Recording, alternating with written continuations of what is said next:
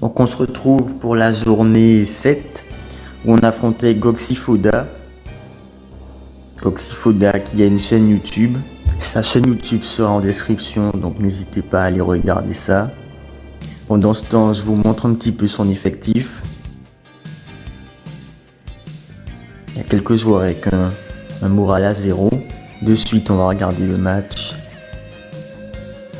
Donc Goxifoda et moi s'en est suivi des changements de tactique jusqu'à la dernière minute. Vraiment, on a changé plein de fois de tactique jusqu'au coup d'envoi quasiment du match. On a changé, je crois, au moins 4 ou 5 fois de tactique, lui et moi-même. Donc c'était vraiment un vrai jeu de tactique entre lui et moi. Pour l'instant, il mène 1-0 et je vous montre la deuxième mi-temps.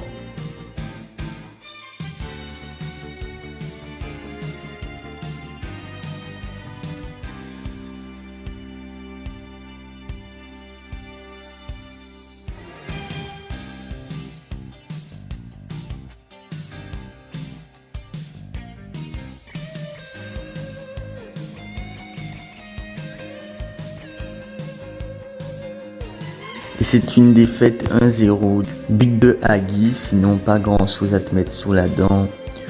11 tirs à 6 pour ma part. Efficacité de son côté bien sûr.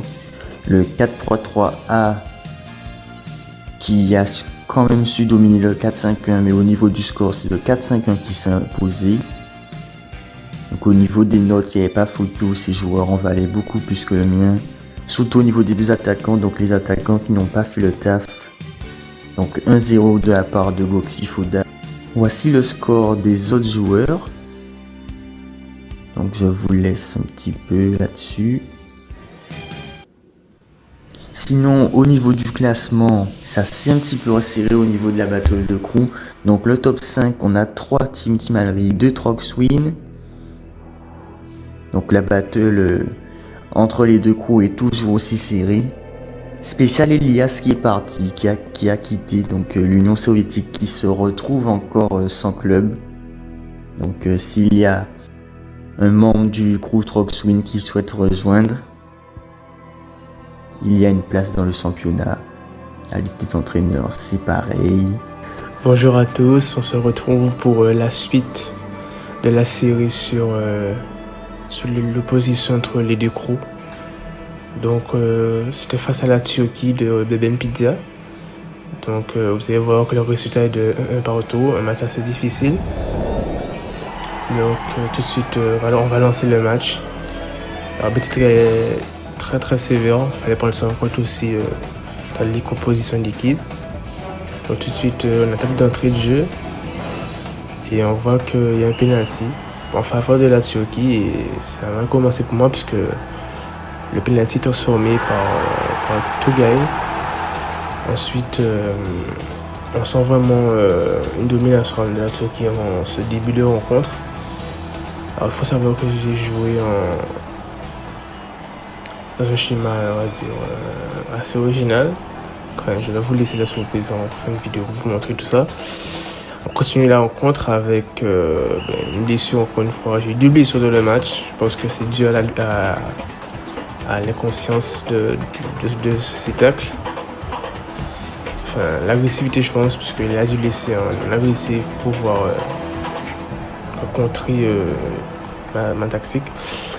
Et on sent voilà, qu'à 1-0 toujours, je pense que je vais perdre, mais l'égalisation de la dernière seconde, ça fait plaisir. Donc c'est une belle performance quand même, puisqu'on était mené à 0, on avait beaucoup de blessés. Et voilà, ensuite je vais vous montrer les statistiques de cette rencontre. Et j'ai joué en 6-3-1. Donc c'est un schéma tactique qui marche bien actuellement. À la base je l'avais mis pour contrer son 4-5-1.